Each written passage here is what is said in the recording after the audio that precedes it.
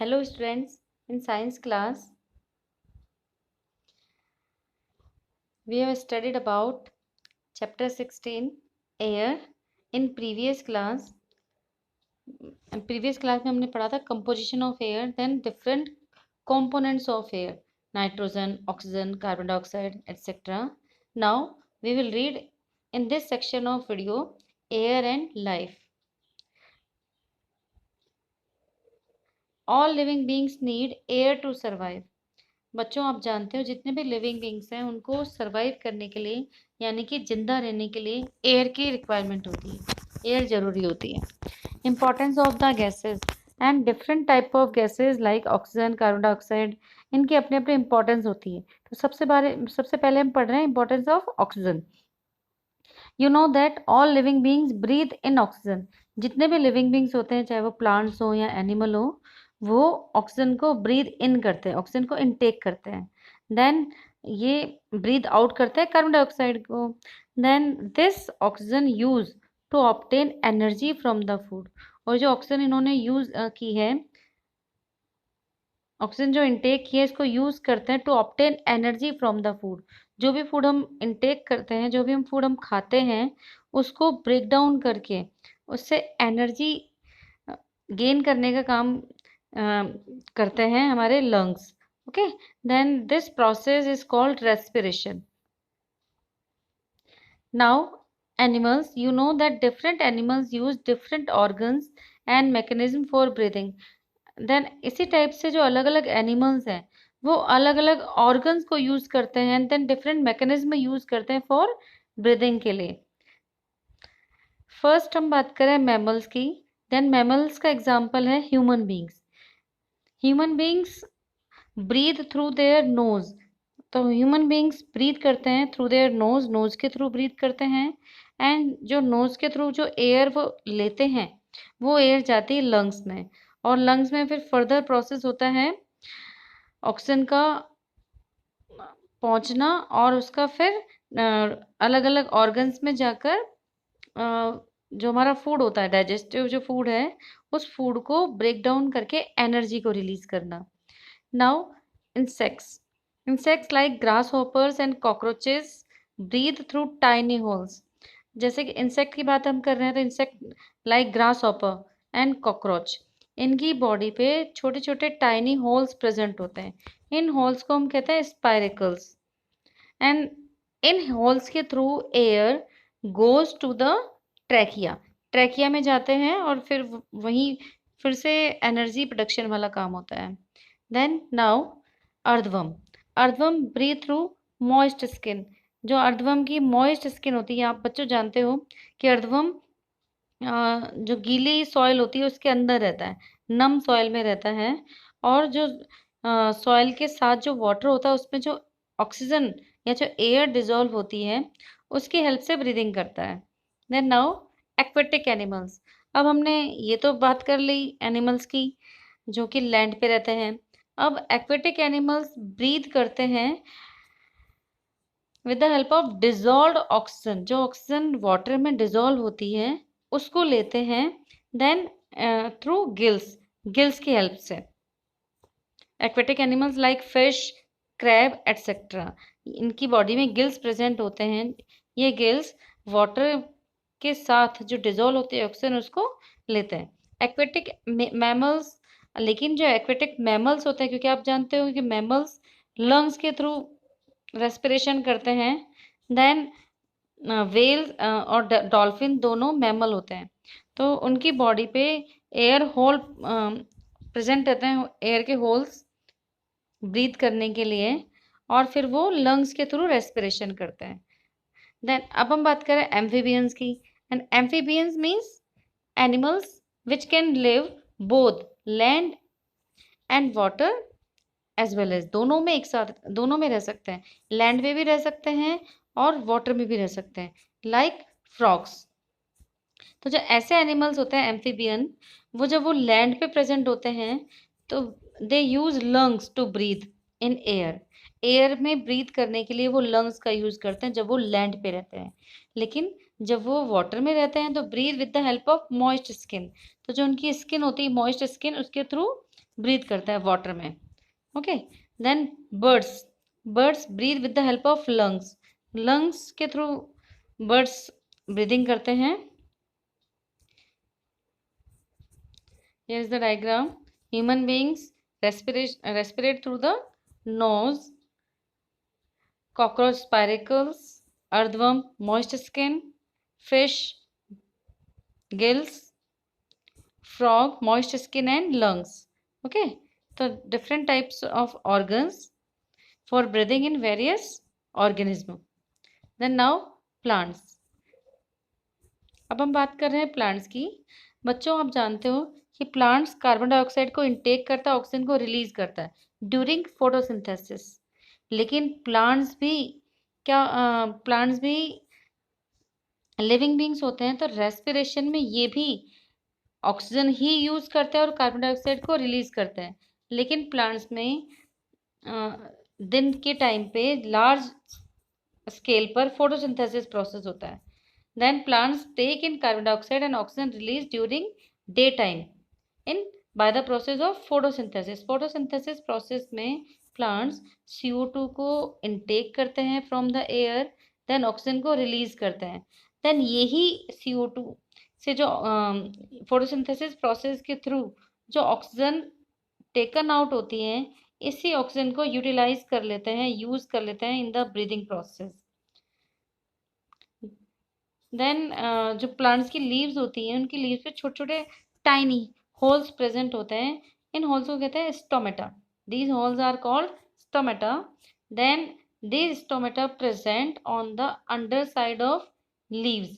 Leaves की जो under side होती है, नीचे की साइड, वहाँ अगर आप देखोगे तो छोटे छोटे टाइनी पोर्स प्रेजेंट होते हैं। Then importance of nitrogen. You know, nitrogen is also essential for plant growth. आपको पता है कि प्लांट्स की ग्रोथ के लिए नाइट्रोजन इम्पॉर्टेंट है, because nitrogen is the building block of protein. Protein का बिल्डिंग ब्लॉक होता है, एंड जितने भी लिविंग बींग्स हैं उनकी बॉडी का मेन जो पार्ट बना होता है वो प्रोटीन से बना होता है। तो ये प्रोटीन हमको प्लांट से भी मिलता है और एनिमल से भी मिलता है, क्योंकि एनिमल की बॉडी तो बनी हुई प्रोटीन की है। लेकिन प्लांट्स में ये प्रोटीन कहाँ से आता है? तो इसके लिए इनको नाइट्रोजन की रिक्वायरमेंट होती है, और प्लांट की ग्रोथ के लिए भी नाइट्रोजन बहुत ज़रूरी होता है। लेकिन प्लांट्स इस नाइट्रोजन को डायरेक्ट एयर से नहीं ले सकते। ये इतना इम्पोर्टेंट होते हुए, एसेंशियल होते हुए भी प्लांट्स इसको डायरेक्ट एयर से नहीं ले सकते हैं। एंड तो फिर ये कैसे ले सकते हैं? तो जो एयर से नाइट्रोजन है, this nitrogen converted into nitric acid. जब ये नाइट्रोजन नाइट्रिक एसिड में कन्वर्ट हो जाती है, यानी कि नाइट्रोजनस कंपाउंड्स में कन्वर्ट हो जाती है, तब वो उसको ले सकते हैं। लेकिन ये कैसे कन्वर्ट होगी? इसके टू प्रोसेजेस हैं। By both lightning and rain, rain और लाइटनिंग होती है तब first process. Then second process है some microbes like bacteria, algae, जो कि सॉइल में प्रेजेंट होते हैं। ये इन दोनों प्रोसेसेस के through atmospheric nitrogen usable form में कन्वर्ट हो जाती है, नाइट्रोजनस कंपाउंड्स या नाइट्रिक एसिड्स में कन्वर्ट हो जाती है। these acids or compounds absorbed by the roots of plants, water में डिजोल्व, ये सॉइल में डिजोल्व फॉर्म में प्रेजेंट होती है नाइट्रिक एसिड या नाइट्रोजनस कंपाउंड। तो इस डिजोल्व फॉर्म को, यानी कि वाटर के साथ डिजोल्व फॉर्म को जो प्लांट की रूट्स होती हैं वो एब्जॉर्ब कर लेती हैं। Importance of carbon dioxide. Carbon dioxide is very important gas for plants, you know, by in the process of photosynthesis। photosynthesis का मेन कॉन्स्टिट्यूएंट्स होता है ये कार्बन डाइऑक्साइड। देन इसके बिना प्लांट्स अपना फूड नहीं बना सकते, और अगर प्लांट्स फूड नहीं बना सकते तो हमको भी हमारा फूड नहीं मिलेगा। ओके, तो it is very important gas for plants. Plants use CO2 for making food, food बनाने में यूज़ करते हैं। देन ये जो फूड बनाते हैं plant, this food consumed by animals, इस फूड को ही एनिमल्स कंज्यूम करते हैं for energy and growth and energy के लिए। ओके तो हम डायरेक्ट एंड इनडायरेक्टली प्लांट्स पे डिपेंडेंट हैं और प्लांट्स कार्बन डाइऑक्साइड गैस से अपना फूड बनाते हैं। Balance of carbon dioxide and oxygen in nature. Then balance of carbon dioxide and oxygen की बात अगर हम कर रहे हैं तो सबसे पहले हम ऑक्सीजन इन द एटमॉस्फेयर, जो एटमॉस्फेयर में सेकंड मोस्ट कॉन्स्टिट्यूएंट है oxygen. It is used in first respiration by plants and animals. जो ऑक्सीजन का यूज क्या होता है रेस्पिरेशन में, प्लांट्स एंड एनिमल्स यानी जितने भी लिविंग बीइंग्स हैं उसको रेस्पिरेशन में यूज करेंगे। Then second it support in burning में सपोर्ट करता है, तो जो भी फ्यूल है वो जलता है ऑक्सीजन की हेल्प से। तो इसका जो यूज हो रहा है वो respiration and burning of fuel में हो रहा है। देन इन दोनों ही प्रोसेस में प्रोड्यूस्ड होती है CO2 यानी कार्बन डाइऑक्साइड प्रोड्यूस होगी दोनों ही प्रोसेसेस में, और ये इंक्लूड होगी in the atmosphere, carbon dioxide in the atmosphere. This CO2 यानी carbon dioxide used in photosynthesis, ये अगेन फोटोसिंथेसिस में यूज होगी विच प्रोड्यूस्ड ऑक्सीजन, एंड ये ऑक्सीजन अगेन एटमॉस्फेयर में प्रेजेंट आ जाती है। इस तरह से ये जो balance of oxygen and carbon dioxide का नेचर में बना रहता है, और ये बैलेंस बना रहना बहुत ज़रूरी है। जब जब ये बैलेंस बिगड़ता है उस सिचुएशन को हम बोलते हैं pollution. Then usages of air, what are the usages of air? Wind energy for windmill to generate electricity. Air के क्या क्या यूजेस हैं? फर्स्ट यूज विंड एनर्जी में, जो कि विंड मिल से बनती है, टू जनरेट इलेक्ट्रिसिटी को जनरेट करने के लिए। देन डिफरेंट टाइप के इक्विपमेंट्स को ऑपरेट करने के लिए भी इसका यूज होता है इलेक्ट्रिसिटी से। Air helps for aeroplanes, ships, boats to move, then birds and insects to fly.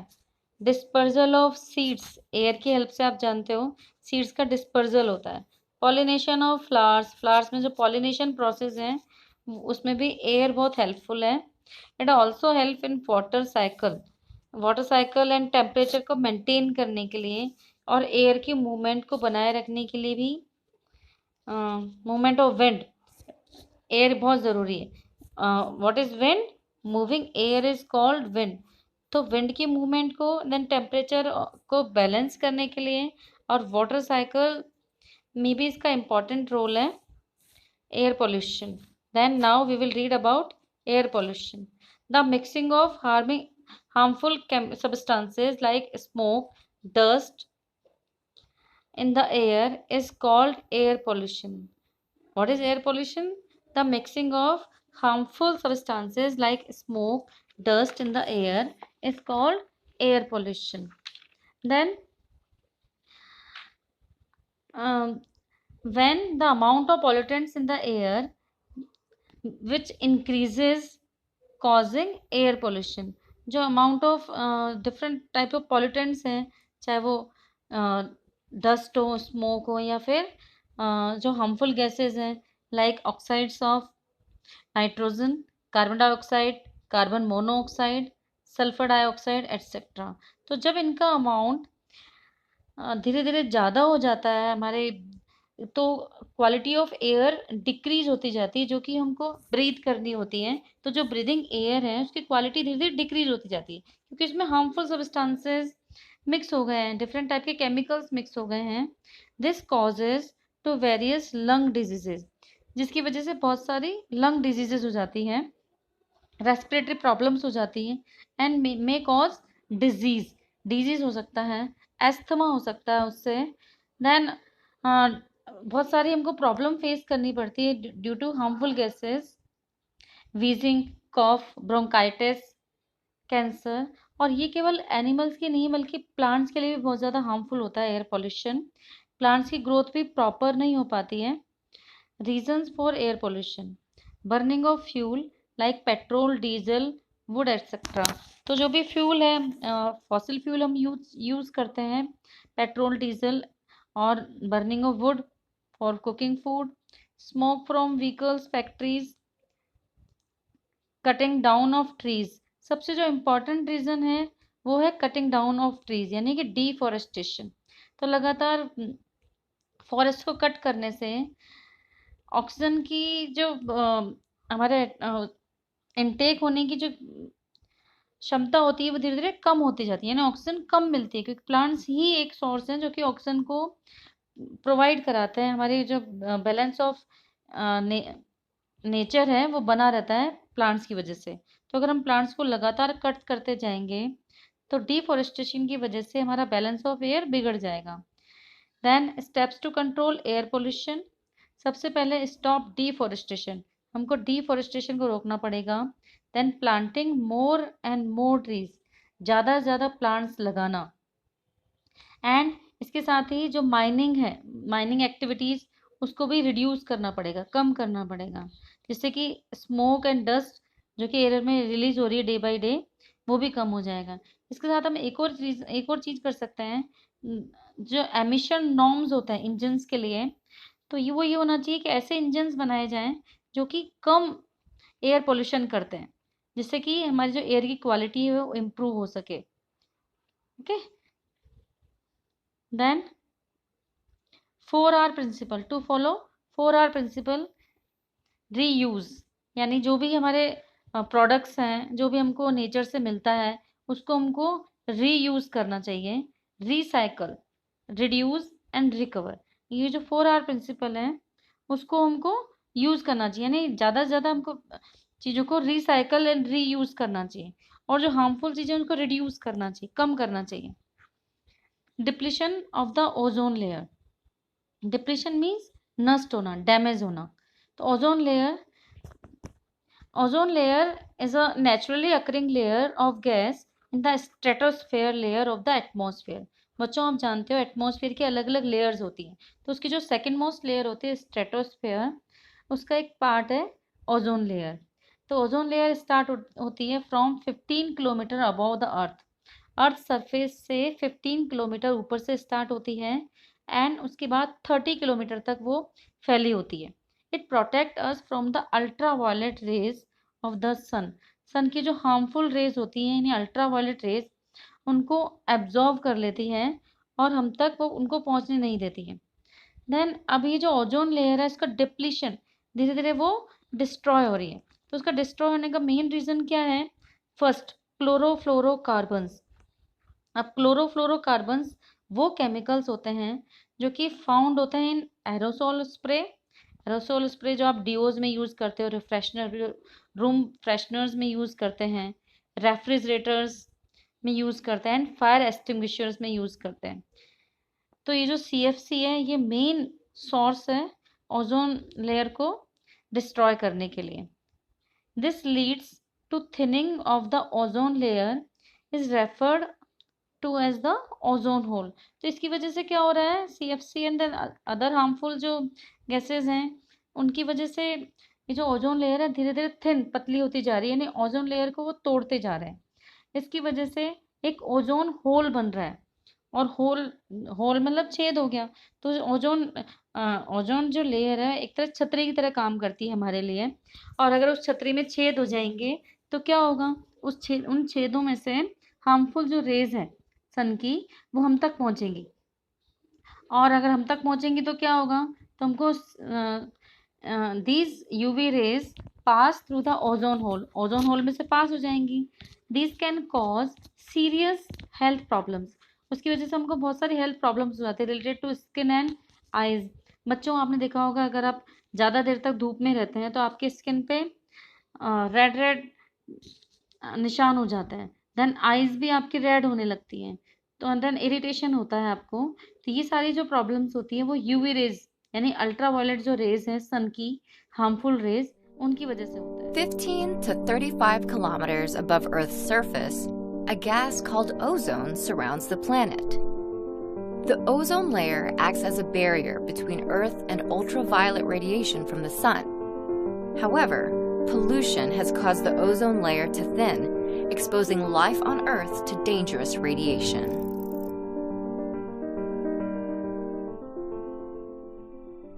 Earth's atmosphere is made up of 6 layers.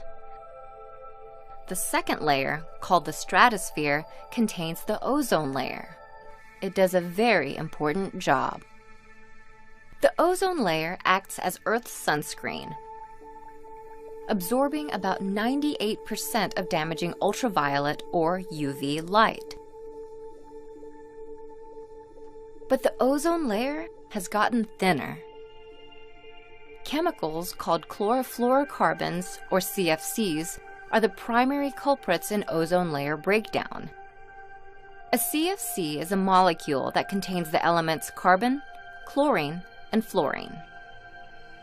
CFCs are mostly found in refrigerants, aerosols, and plastic products.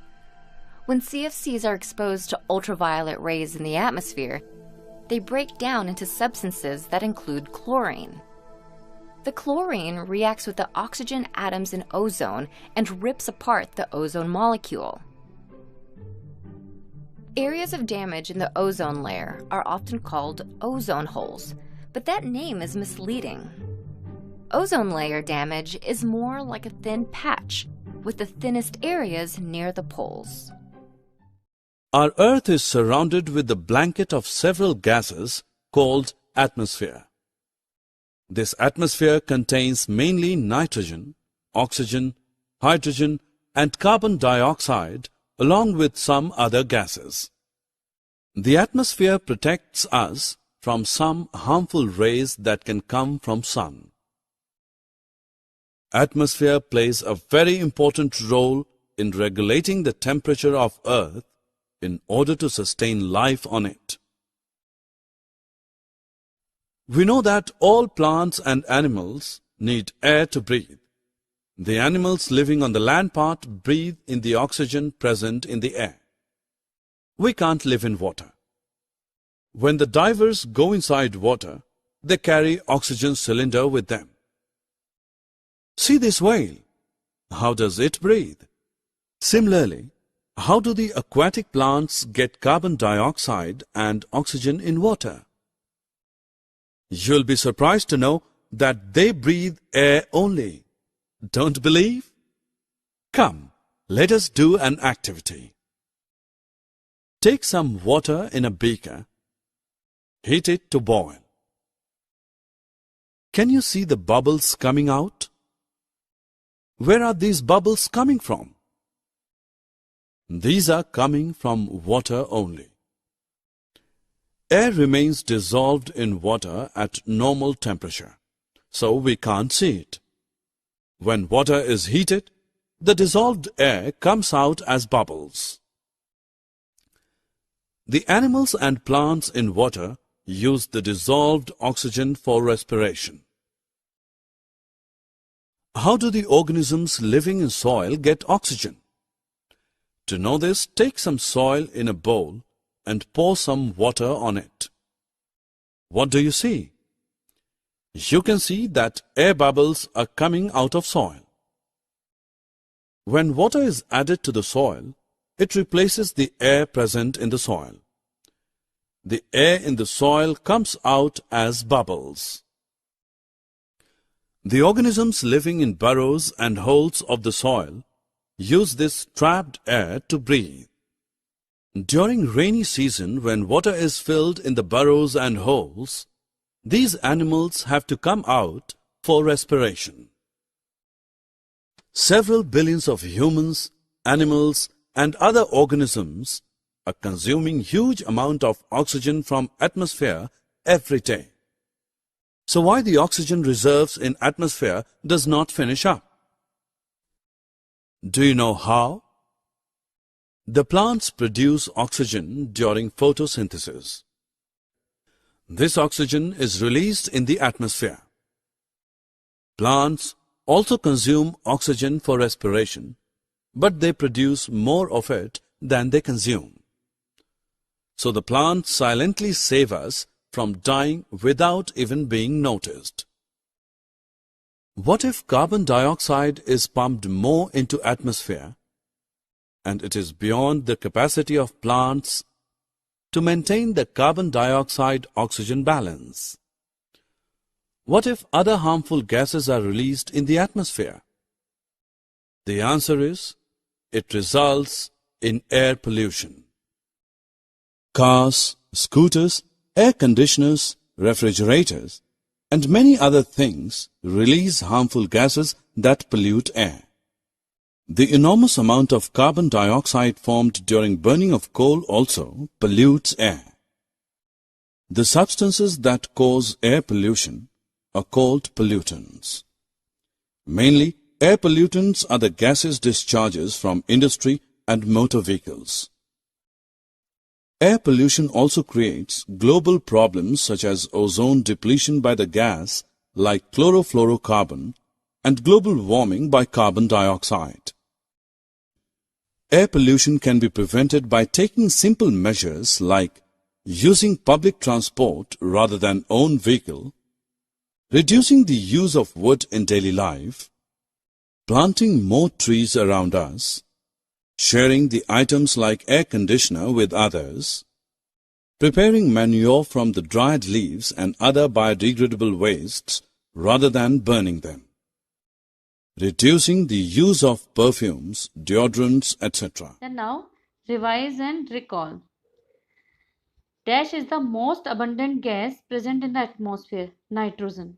Nitrogen from the air is converted into nitric acid by the action of rain and lightning. Carbon dioxide is used by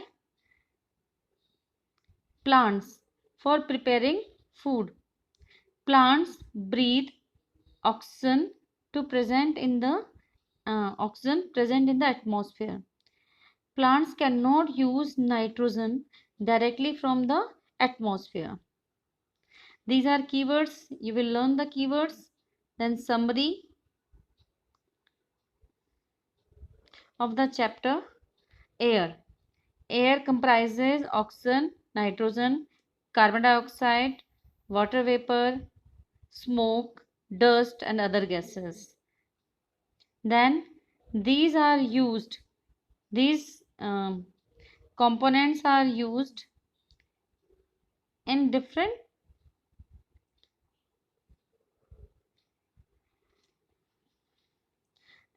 air is getting polluted. अब air का pollution कैसे होता है? Is getting polluted by burning of wood and fossil fuel, जिसकी वजह से smoke जो कि स्मोक रिलीज हो रहा है व्हीकल्स से, एंड वुड जो कि काउडंग वगैरह से, then cutting down the trees,